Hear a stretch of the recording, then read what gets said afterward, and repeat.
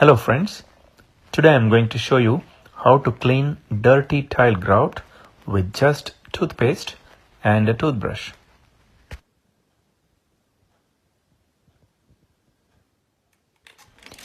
First, spray some water on the grout.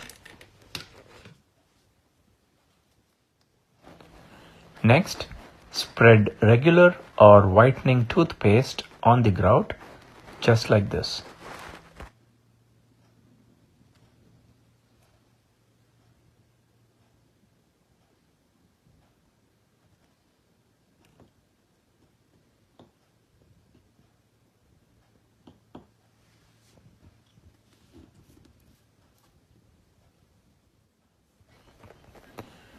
Spread the toothpaste evenly and leave it for 10 minutes.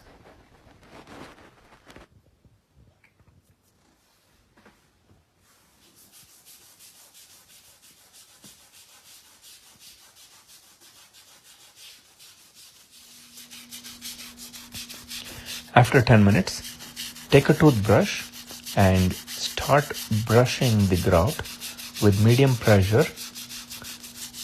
You will have to do this until you see the grooves are clean and until most of the dirt has gone away.